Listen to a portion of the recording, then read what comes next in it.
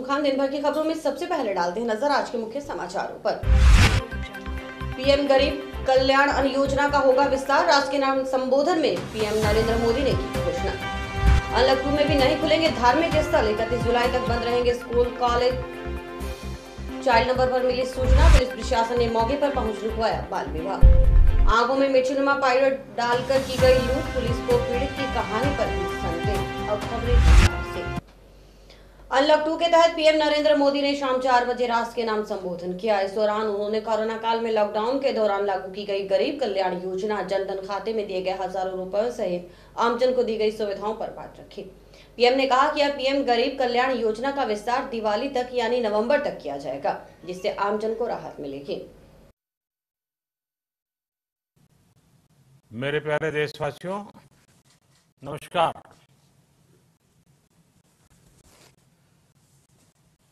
Corona वैश्विक महामारी के खिलाफ लड़ते लड़ते अब हम अनलॉक 2 में प्रवेश कर रहे हैं और हम उस मौसम में भी प्रवेश कर रहे हैं जहां सर्दी, जुकाम, खांसी, बुखार, ये सारे न जाने क्या क्या होता है, ये मामले बढ़ जाते हैं। ऐसे में मेरी आप सभी देशवासियों से प्रार्थना है कि ऐसे समय अपना ध्यान रखिए। साथियों, ये बात सही है कि अगर कोरोना से होने वाली मृत्यु दर को देखें तो दुनिया के अनेक देशों की तुलना में भारत संभली हुई स्थिति में है। सरकारों को, स्थानीय निकाय की संस्थाओं को, देश के नागरिकों को फिर से उसी तरह की सतर्कता दिखाने की जरूरत है। विशेषकर कंटेनमेंट जोन्स, उस पर तो हमें बहुत ध्यान देना होगा। जो भी लोग नियमों का पालन नहीं कर रहे हैं, हमें उन्हें टोकना होगा, रोकना होगा और समझाना भी होगा। अभी आपने खबरों में देखा होगा, एक देश के प्रधानमंत्री पर 13,000 रुपये का जुर्माना इसलिए लग गया क्योंकि वो सार्वजनिक स्थल पर मास्क पहने बिना गए थे। भारत में भी स्थानीय प्रशासन को इसी चुस्ती से काम करना चाहिए। आज मैं इसी से जुड़ी एक महत्वपूर्ण घोषणा करने जा रहा हूं। साथियों, हमारे यहां वर्षा ऋतु के दौरान और उसके बाद मुख्य तौर पर कृषि क्षेत्र में, एग्रीकल्चर सेक्टर में ही ज्यादा काम होता है। अन्य दूसरे सेक्टरों में थोड़ी सुस्ती रहती है। जुलाई से धीरे धीरे त्योहारों का भी माहौल बनने लगता है। अब आप देखिए, अभी 5 जुलाई को गुरु पूर्णिमा है, फिर सावन शुरू हो रहा है, फिर 15 अगस्त आएगी, रक्षाबंधन आएगा, कृष्ण जन्माष्टमी आएगी, गणेश चतुर्थी आएगी, ओणम होगा और आगे जाएं तो काटी बिहू है, नवरात्रि है, दुर्गा पूजा है, दशहरा है, दीपावली है, छठी मैया की पूजा है।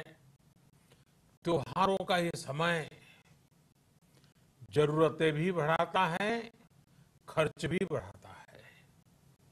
इन सभी बातों को ध्यान में रखते हुए ये फैसला लिया गया है कि प्रधानमंत्री गरीब कल्याण अन्न योजना का विस्तार अब दिवाली और छठ पूजा तक यानी नवंबर महीने के आखिर तक कर दिया जाएगा। यानी 80 करोड़ लोगों को मुफ्त अनाज देने वाली ये योजना अब जुलाई, अगस्त, सितंबर, अक्टूबर, नवंबर में भी लागू रहेगी। सरकार द्वारा इन 5 महीनों के लिए 80 करोड़ से ज्यादा गरीब भाई बहनों को हर महीने परिवार के हर सदस्य को 5 किलो गेहूं या 5 किलो चावल मुफ्त मुहैया कराया जाएगा। सरकार के अनलॉक 2 में भी भक्त और भगवान की दूरी बनी रहेगी। इस दूसरे चरण में भी मंदिरों को खोलने की अनुमति नहीं दी गई है। हालांकि लोग घरों में रहकर ही पूजा पाठ कर रहे हैं, वहीं मंदिरों में भी सिर्फ पुजारियों को ही सुबह शाम आरती करने की छूट दी गई है। कोरोना वायरस संक्रमण की शुरुआत से बंद हुए धार्मिक स्थल अब अनलॉक 2 में भी नहीं खुलेंगे। यानी धार्मिक स्थलों जैसे मंदिर, मस्जिद और गुरुद्वारों को खोलने की अभी तक कोई अनुमति नहीं दी गई है, क्योंकि कोरोना महामारी का खतरा अभी तक कम नहीं हुआ है। पहले माना जा रहा था कि अनलॉक 2 में मंदिरों को खोलने की अनुमति मिल सकती है, लेकिन हर दिन बढ़ रही मरीजों की संख्या को देखते हुए अभी तक यह रियायत नहीं दी गई है। ऐसे में शहर के मंदिर और गुरुद्वारे लॉक ही रहेंगे। गौरतलब रहे कि कोरोना महामारी में सबसे अधिक प्रभाव धार्मिक स्थलों पर पड़ा है। कोरोना की शुरुआत से लेकर अब तक धार्मिक स्थल बंद हैं।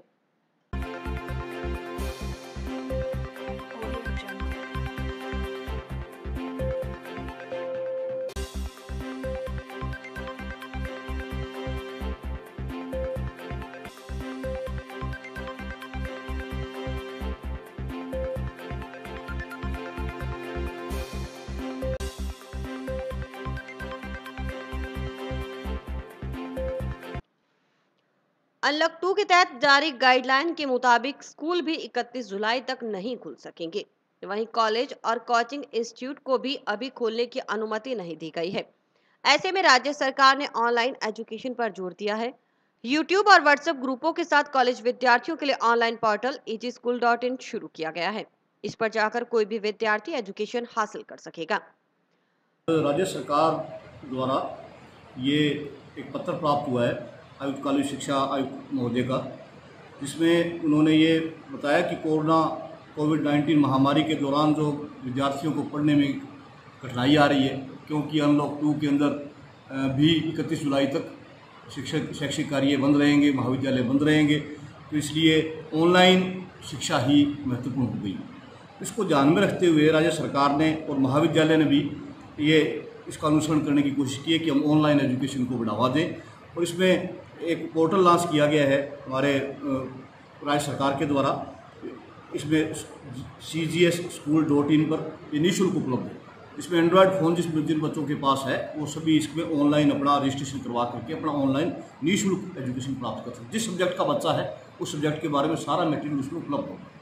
तो इस महामारी के दौरान जो परेशानी बच्चों को आ रही है कि वो जो कुछ बच्चे ऐसे हैं जो कि बहुत लगातार स्टूडियस होते हैं, बहुत पढ़ना लिखना भी चाहते हैं, उनको दिक्कत आती है, तो हमारे कॉलेज का भी एक हमने वो यूट्यूब चैनल शुरू कर रखा है, और राज्य सरकार ने भी ये egschool.in ये अपने निःशुल्क पोर्टल लॉन्च कर दिया। कोरोना से जागरूकता के लिए शहर भर में इन दिनों रिक्शा गली मोहल्लों, चौक चौराहों पर घूमकर आमजन को जागरूक कर रहे हैं।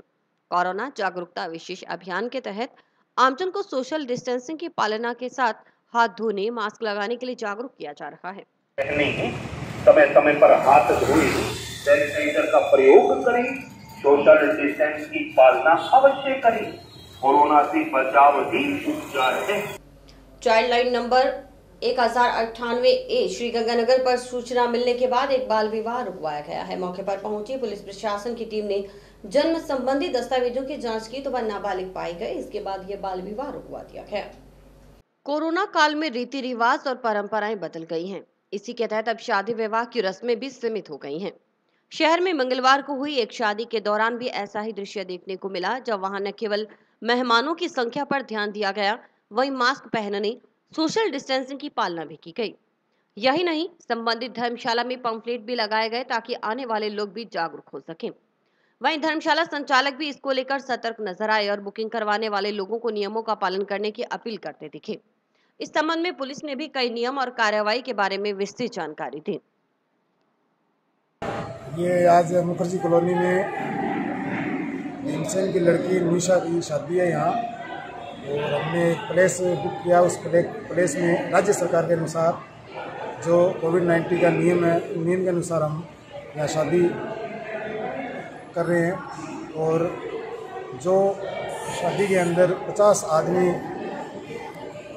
के जो नियम है, उन्हीं के अनुसार हमने शादी का ये प्रावधान बनाया है। और सभी को मास्क वगैरह और सैनिटाइजर उपलब्ध कराए हुए है।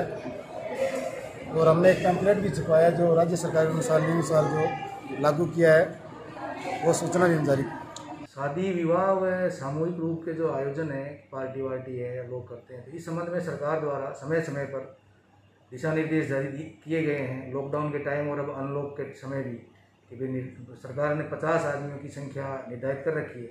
और कोई भी आयोजक होगा, ब्याह शादी का किसी प्रकार का जो आयोजन होगा, पार्टी वगैरह, वो पूर्व में श्रीमान एसडीएम साहब उपखंड अधिकारी को इस संबंध में सूचित करेंगे। और इस संबंध में हमारे पास सूचना आएगी कि भाई इस तरह का कोई फंक्शन है, आयोजन है, तो उन लोगों को समझाइश करेंगे कि सरकार के जो दिशा निर्देश हैं, जो इस संबंध में नियम है, उनकी सख्ती से पालना की जाए। और यदि पालना नहीं करेंगे तो उनके खिलाफ नियमानुसार जो नियम है उनके मुताबिक कार्रवाई की जाएगी। दूसरा, हमारे इवनिंग में जो डीओ होता है, उसको डीओ को गश्त के साथ साथ ये भी निर्देश दिए गए हैं कि कहीं भी इलाके में इस तरह का कोई आयोजन दिखे तो वहाँ जाके चेक करें, आयोजकों को इस संबंध में निर्देशित करें कि सरकार के आदेश की पालना करें, और यदि पालना नहीं करते हैं तो नियमानुसार कार्रवाई करें। तीसरा, यहाँ पे हमारे इलाके में, जो टाउन इलाके में इस तरह के भवन या विवाह स्थल, उनके जो मालिक हैं, संचालक हैं, उनको हमने निर्देशित किया है कि भाई इस तरह का कोई वहाँ पे बुकिंग होती है प्रोग्राम की, शादी की, कार्यक्रम की, तो थाने पे सूचित करें। और जो आयोजक होते हैं उनको भी वो पाबंद करें कि सरकार के जो नियम है, निर्धारित संख्या है, उससे अधिक संख्या में वहाँ पर मेहमान या लोग आमंत्रित नहीं हो, नहीं तो उनके खिलाफ कार्रवाई की जाएगी। टाउन थाना क्षेत्र में एक बाइक सवार युवक की आंखों में मिर्चीनुमा पाउडर डालकर लूट करने के मामले में पुलिस को सीसीटीवी फुटेज मिले हैं। पुलिस अब इस मामले की गहनता से जांच कर रही है। जांच अधिकारी ने बताया कि मामले में पीड़ित पर भी पुलिस को संदेह है। गौरतलब रहे कि 9 SSW के पास इस लूट की वारदात को अंजाम दिया गया था। 26 जून को एलनाबाद से 7,97,000 रुपए लेकर बाइक से चले व्यक्ति से हुई लूट के मामले में पुलिस गहनता से जांच करने में जुटी है। मामले में पीड़ित के पर्चा बयान के आधार पर केस दर्ज हुआ था। मामले में मेहरवाला के खेतपाल ने मुकदमा दर्ज करवाया था कि यह 7,97,000 रुपए टाउन के एक बैंक में जमा करवाने थे जो केसीसी के थे। जब बैंक पहुंचे तो बैंक बंद हो गया। ऐसे में वह रुपए लेकर अपने गांव जा रहा था। रास्ते में 4 लोगों ने उससे यह नकदी लूट ली। वहीं इस मामले में परिवादी की कहानी को भी पुलिस शक के आधार पर देख संदिग्ध मान रही है। ऐसे में पुलिस अब सभी एंगल से मामले की जांच में जुटी है। मामले के बारे में जांच अधिकारी क्या कहते हैं, आप खुद सुनिए। ये 26 तारीख की रात की लूट की घटना है। खेतपाल नाम का व्यक्ति है मेहरवाला का, उसने मुकदमा दर्ज करवाया, पर्चा बयान पे मुकदमा दर्ज हुआ थाने पे। तो उन्होंने घटनाक्रम ये बताया है कि भाई 26 तारीख को मैं एलनाबाद से अपने सेठ से पैसे लेके 7,97,000 रुपये पैसे जो है ये लेके वहाँ से निकला था। और यहाँ बैंक में, हनुमानगढ़ टाउन में बैंक में उसने पैसे जमा करवाने थे केसीसी के। और पैसा जमा करवाने आया तो बैंक बंद हो गया, तो फिर वो पैसे लेके अपने गांव जा रहा था। तो रास्ते में उसके साथ 7-7:30 के तकरीबन 9 SSW के पास ये घटना हुई, जिसमें 4 आदमी जो है कार में कोई आए और अज्ञात व्यक्ति थे और उससे पैसे लूट कर ले गए।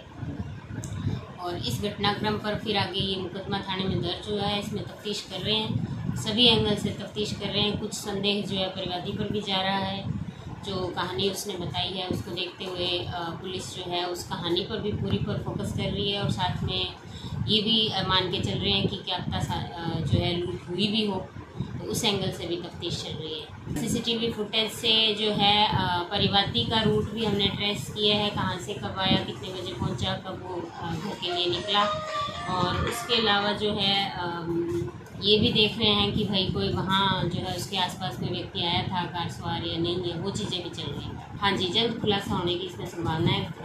कोशिश हमारी यही है कि 1-2 दिन में जो है खुलासा हो जाए। 28 दिन में डीजल 9 रुपए 93 पैसे और पेट्रोल 9 रुपए 70 पैसे प्रति लीटर महंगा हुआ है, जिससे आमजन में रोष है। इससे माल भाड़ा, वाहनों का किराया सहित खाद्य वस्तुओं के दाम बढ़ना तय है। बढ़ोतरी के विरोध में जगह जगह प्रदर्शन भी हो रहे हैं। लोगों ने कीमतों में कमी करने की मांग उठाई है। वहीं माकपा ने भी मंगलवार को पेट्रोल और डीजल के बढ़ते दामों के विरोध में जिला मुख्यालय पर साइकिल रैली निकालकर प्रदर्शन किया। पेट्रोल और डीजल की कीमतों में वृद्धि से आमजन जहां परेशान है, वहीं राजनीतिक पार्टियां भी विरोध पर उतर गई हैं। एक दिन पहले जहां कांग्रेस ने कलेक्ट्रेट पर प्रदर्शन किया, वहीं मंगलवार को माकपा कार्यकर्ताओं ने साइकिल यात्रा निकालकर विरोध प्रकट किया। नारेबाजी करते हुए माकपा कार्यकर्ताओं ने करीब 3 से 4 किलोमीटर तक साइकिल चलाकर बताया कि अब बाइक चलाना मुश्किल हो गया है। माकपा नेताओं ने कहा कि पेट्रोल डीजल के दाम बढ़ने से अब बाइक या अन्य वाहन चलाना मुश्किल ही नहीं, नामुमकिन है। इसलिए सरकार को चेताया गया है कि कीमतों की वृद्धि वापसी ली जाए। देखिए माकपा नेता क्या बोले। वापिस लो, वापिस पेट्रोल डीजल की कीमतें वापिस लो, वापिस नहीं चलेगी, नहीं चलेगी। मोदी सरकार वापस लो, बर्बाद हो।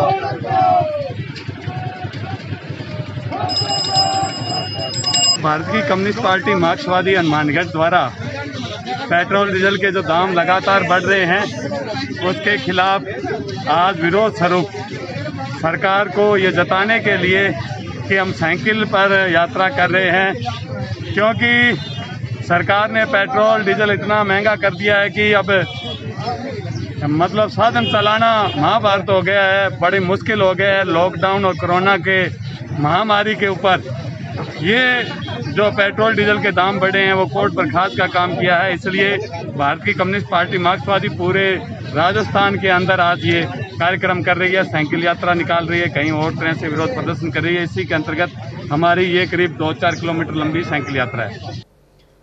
कोरोना से बचाव के लिए शुरू किए गए अभियान के तहत मंगलवार को जिले भर में अधिकारियों कर्मचारियों ने कोरोना बचाव के लिए शपथ ली।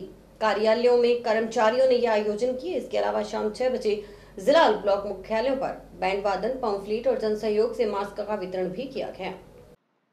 कोविड-19 विशेष जागरूकता अभियान के 10वें दिन अधिकारियों कर्मचारियों ने जहां कोरोना बचाव की शपथ ली, वहीं जिला मुख्यालय पर पुलिस बैंड वादन टाउन के हिसारिया मार्केट में शाम 6 बजे हुआ। वहीं ब्लॉक मुख्यालय प्राइवेट बैंड के जरिए बैंड वादन का आयोजन शाम 6 बजे किया जाएगा। सोशल डिस्टेंसिंग की पालना के साथ ये आयोजन हुए। नगर परिषद कार्यालय में भी आयुक्त ने शपथ दिलवाई।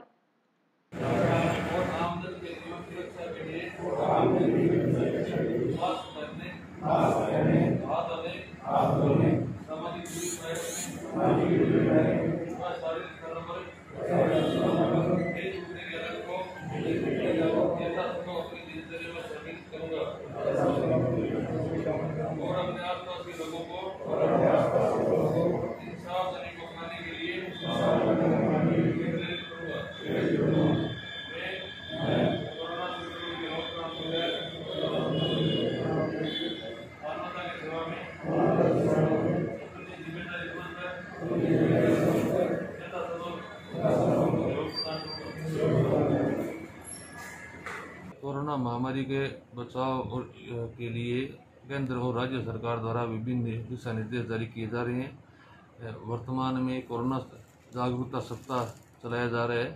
जिला कलेक्टर महोदय के निर्देशानुसार आज प्रत्येक कार्यालय में कार्यालय कर्मचारियों को शपथ दिलाने का कार्यक्रम था। नगर परिषद में समस्त कर्मचारियों को इस कोरोना से बचाव की शपथ दिलाएगी और साथ ही नगर परिषद द्वारा समस्त वार्डों में ऑटो टिपर से कोरोना के बचाव और बचाव के लिए रोकथाम के लिए लोगों से सोशल डिस्टेंसिंग की पालना करने के लिए जागरूक किया जा रहा है। हाथ धोने, मास्क लगाने के लिए उनको जागरूक किया जा रहा है। इसके अलावा मुख्य बाजार में हमने पंपलेट्स बंटवाए हैं और प्रसार किया गया है। कोरोना काल के दौरान आमजन शादी और विवाह में नियमों का पालन कर रहा है। शहर में हो रही शादियों में इसी तरह का नजारा देखने को मिल रहा है।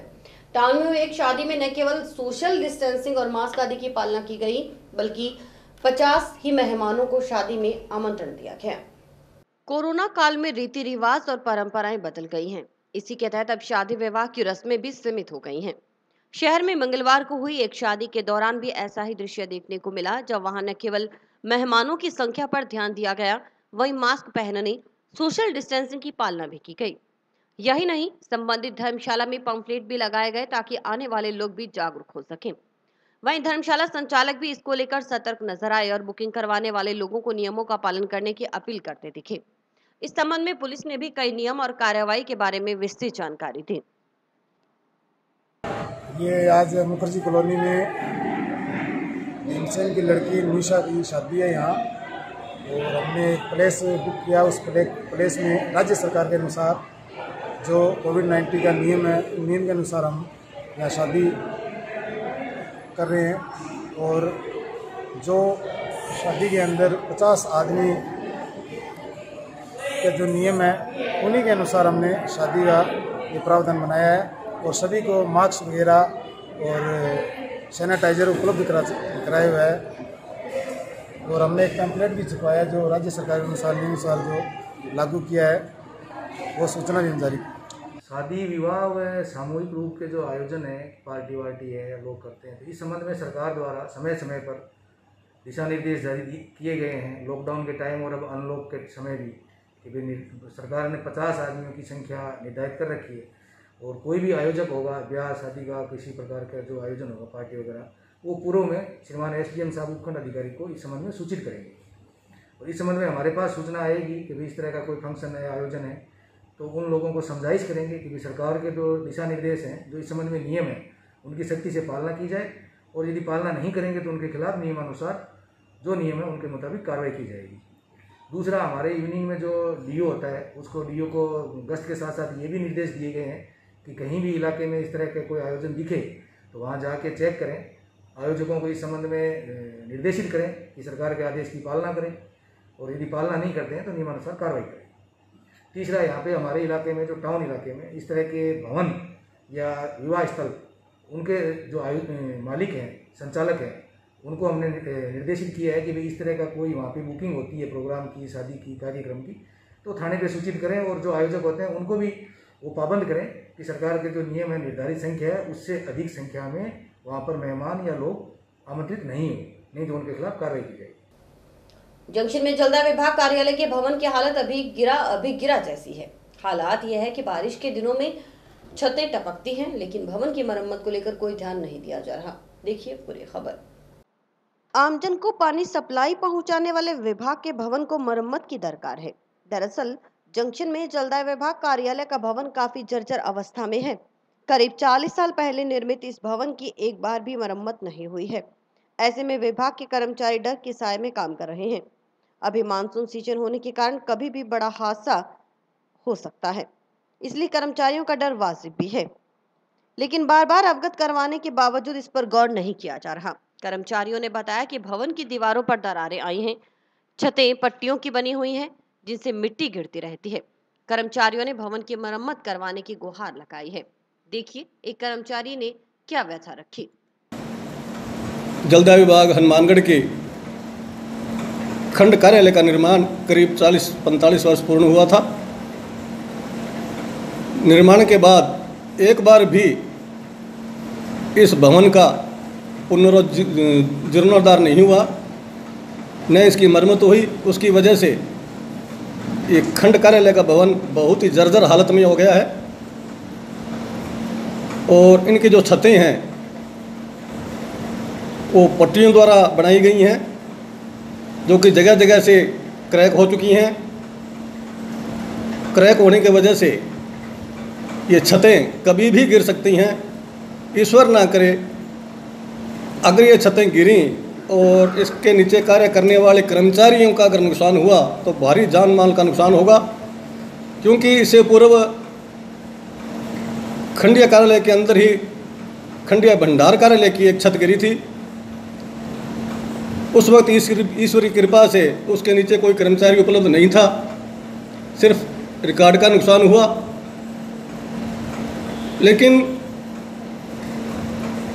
खंड कार्यालय की जो छतें हैं उसके नीचे पूरा स्टाफ कार्य करता है, वो हमेशा डर के साये में जी रहा है। क्योंकि ये छतें कभी भी गिर सकती हैं। इसलिए सभी कर्मचारियों की तरफ से मैं संबंधित जिम्मेदार अधिकारियों से ये आग्रह करना चाहूँगा कि समय रहते इन छतों को बदलाया जावे, ताकि कर्मचारी बेखौफ होकर अपना राजकार्य पूर्ण निष्ठा व लगन के साथ कर सकें। खुदा ना करे अगर ये छतें गिरती हैं तो निश्चित तौर पर भारी जान माल का नुकसान हो सकता है। हनुमानगढ़ पुलिस के बैंड ड्यूटी पर तैनात कांस्टेबल के खिलाफ प्रताड़ना का मामला दर्ज हुआ है। यह मामला दर्ज करवाया है कांस्टेबल सुंदरलाल की पत्नी सुलोचना ने। मामले के अनुसार सुंदरलाल द्वारा शराब के नशे में अपनी पत्नी के साथ मारपीट करने, तंग परेशान करने और दहेज मांगने का आरोप लगाया गया है।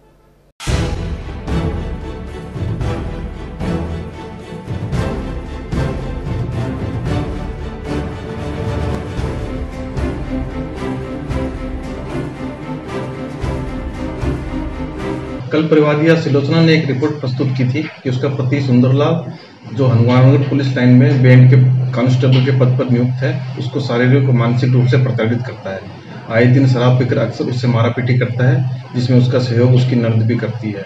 घर खर्च और घरेलू खर्च चलाने के लिए उसके पैसा वगैरह भी नहीं देता है और जान से मारने के लिए धमकियां इत्यादि देता है, जिस पर प्रकरण दर्ज कर अनुसंधान किया जा रहा है। हासिंगोड के वार्ड नंबर 7 और खुंजा के वार्ड 4 के निवासियों ने मंगलवार को कलेक्टर को ज्ञापन देकर टावर नहीं लगवाने देने की मांग की है। लोगों का कहना है कि टावर जिस क्षेत्र में लगाया जा रहा है वह आवासीय है। इससे जहां टावर गिरने का भय रहेगा, वहीं इसकी किरणें भी आमजन पर असर डालेंगी। हाउसिंग बोर्ड में लगवाए जा रहे टावर का विरोध शुरू हो गया है। जहां टावर लगवाया जाना है वहां के पड़ोस में केशवानंद स्कूल व सोमनाथ कॉलेज भी है। यह पूरा एरिया हाउसिंग बोर्ड और खुंजा के मध्य आवासीय कॉलोनी है। इस जगह पर टावर लगने से आवासीय कॉलोनी और स्कूल और कॉलेजों में पढ़ने वाले बच्चों पर विपरीत असर पड़ेगा। बताया जा रहा है कि रिटायर्ड तहसीलदार अशोक कुमार को मोहल्ले वासियों ने काफी समझाया कि टावर न लगवाएं। मोहल्ले वासियों में पढ़ने वाले बच्चों पर इसके रेडिएशन का विपरीत असर पड़ेगा और आवासीय कॉलोनी में खुदा न खास्ता टावर गिर जाता है तो इसका बहुत बड़ा नुकसान मोहल्ले वालों को चुकाना पड़ सकता है। लेकिन अशोक कुमार अपने तहसीलदार के ओहदे का फायदा उठाकर वार्डवासियों की बातों को नजरअंदाज कर टावर लगवा रहे हैं, जो कि आमजन के लिए दुखदायी और कष्ट का कारण बन सकता है। जिस मकान में टावर लगवाया जा रहा है वह अशोक कुमार का पट्टाशुदा भी नहीं है और केवल मात्र कब्जा दिखा रखा है। इसलिए अशोक कुमार को आवासीय कॉलोनी में टावर नहीं लगाए जाने के आदेश जारी कर आमजन को राहत प्रदान की जाए। हमारे जी मोहल्ले में टावर लग रहा है, यहाँ बहुत ही भीड़ भड़ाके का एरिया है और इस टावर से बहुत ज़्यादा नुकसान होने वाला है। ठीक है, इसकी किरणों से गर्भवती महिलाओं को बहुत नुकसान है। ठीक है, और ये कल को पक्षियों को भी नुकसान है। कल को अगर ये गिरता भी है तो उससे भी बहुत घरों को नुकसान होगा, क्योंकि वो सारा भीड़ भड़ाके का एरिया है और सब हम मोहल्लावासी ये चाहते हैं ये टावर यहाँ ना लगे। कल को अगर लगता है तो उसका बहुत ज़्यादा ही विरोध होगा, लोग सड़कों पर भी आएंगे और हम नहीं चाहते ऐसा काम हम करें।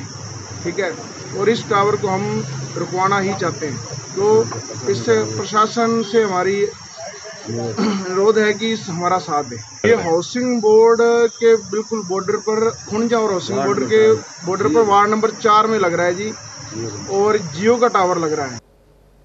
टीबी तहसील के गांव सिलवाला खुर्द के श्री बराड़ के लिखे पंजाबी गीत वेल को यूट्यूब पर खूब सराहा जा रहा है।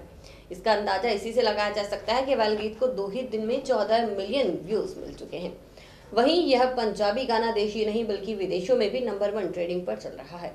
यूट्यूब पर अब तक 1.5 करोड़ लोग इस गीत को देख चुके हैं। इसका सिलसिला अब भी जारी है।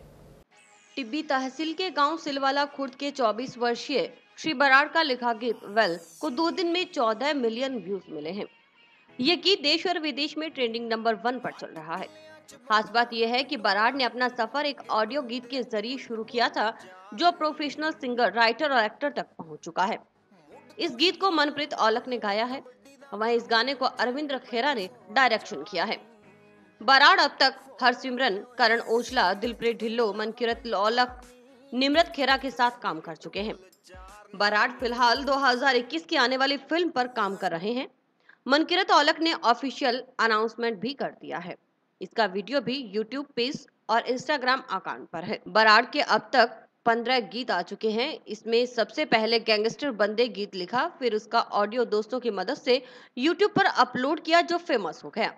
इसके बाद गीत प्रिंस ऑफ पटियाला आया। इसकी शूटिंग हनुमानगढ़ में हुई। इससे पहले गीत को 85 लाख लोगों ने देखा।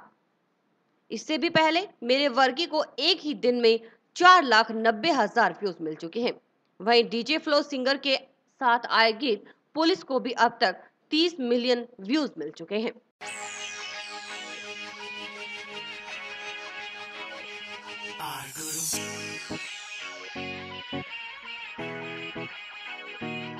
हट किलियां च बंगला पिंडों वारनी, गेडू ते रहिंदे पिट मुल चारनी। मुड तो शकीन मुंडा लड़े कबड्डी दा ग्राउंड विच रेड पैंदी सवा चारनी। होए होए होए 8 किलियां च बंगला पिंडों वारनी, गेडू ते रहिंदे पिट मुल चारनी। ब्लड विच सरदारी बाजां वाले ने तारी मित्तरां दी मुच्छी उत्ते खड़दियां सरकारां। पैसे ओब पटियाला केड़ा डुसाला, डब बत्ती वोर इक नाल लाला। जेड़ा लब्बिया ना भी माड़ा नी, मैनू लोड़ नी ओ लम्मियां कारां दी। ओ जेड़ा लब्बिया ना भी माड़ा नी, मैनू लोड़ नी ओ लम्मियां कारां दी। लोकां लई शराबी होना पागल भी होएगा, ना कामयाब बंदियां च शामिल भी होएगा। निजी दे विच वैल कोई ना हो, ऐसा जट्टां दा तू पुੱਤ दस केड़ा नी। हौली हौली वैल छड्ड जू, आपे छड्ड जू जवाई मैं तेरा नी। वेतन कटौती के आदेशों को निरस्त करने की मांग को लेकर अखिल राजस्थान राज्य कर्मचारी संयुक्त महासंघ एकीकृत की ओर से डिजायर अभियान चलाया जा रहा है। इसके तहत प्रदेश भर के राज्य कर्मचारी, विधायक, सांसद, मंत्रियों आदि से डिजायर मुख्यमंत्री को भेजकर कर्मचारियों की मांगों पर ध्यान आकर्षित करवाएंगे। राज्य सरकार द्वारा लिए गए वेतन कटौती के निर्णय के खिलाफ एकीकृत महासंघ ने एक डिजायर अभियान का शुरुआत की है। कटौती की वजह से कर्मचारियों में भारी आक्रोश पनपा हुआ है, तो महासंघ ने ये निर्णय लिया है कि प्रत्येक जिला हेडक्वार्टर से माननीय विधायकों के माध्यम से माननीय मुख्यमंत्री को विधायकों के थ्रू एक डिजायर दी जाएगी, जिससे कर्मचारी अपना विरोध प्रकट करेंगे और माननीय विधायक महोदय भी मुख्यमंत्री से आग्रह करेंगे कि कर्मचारियों की मांगों पर तुरंत सुनवाई करें और उनका जो वेतन कटौती जो की जा रही है उसको निरस्त कर कर्मचारियों को राहत प्रदान करें। इसी क्रम में जिला हनुमानगढ़ कर्मचारी भी विधायक विनोद कुमार जी से मिलकर उनके माध्यम से डिजायर लेकर माननीय मुख्यमंत्री महोदय को प्रेषित करेंगे। आबकारी विभाग की ओर से कलेक्ट्रेट परिसर में कलेक्टर जाकिर हुसैन की अध्यक्षता में पेंडिंग रहे समूहों की लॉटरी प्रक्रिया का आयोजन हुआ। जिला आबकारी अधिकारी संजीव पटवारी ने बताया कि 23 समूह की लॉटरी में 17 का आवंटन लॉटरी के जरिए किया गया, जिसमें 10 समूह पर एक से अधिक आवेदन होने पर लॉटरी निकाली गई थी, जबकि 7 पर एकल आवेदन आने पर आवंटन किया गया। फिलहाल 6 समूह अभी भी पेंडिंग है। पड़त समूह की लॉटरी थी, कलेक्टर साहब की अध्यक्षता में निकाली गई। 23 समूह की लॉटरी थी, जिसमें से 17 समूह पे आई थी और 17 में से 10 पे एक से अधिक आवेदन होने का लॉटरी निकाली गई और 7 समूह एकल आवेदन होने के कारण उनकी लॉटरी प्रक्रिया संपन्न की गई और जिले में अभी 6 समूह और पेंडिंग पड़े। उनकी कब होगी सर? उनकी अब सरकार से भी आदेश आए। और इसी के साथ समाचार समाप्त हुए। रोजाना देखते रहिए समाचार। नमस्कार।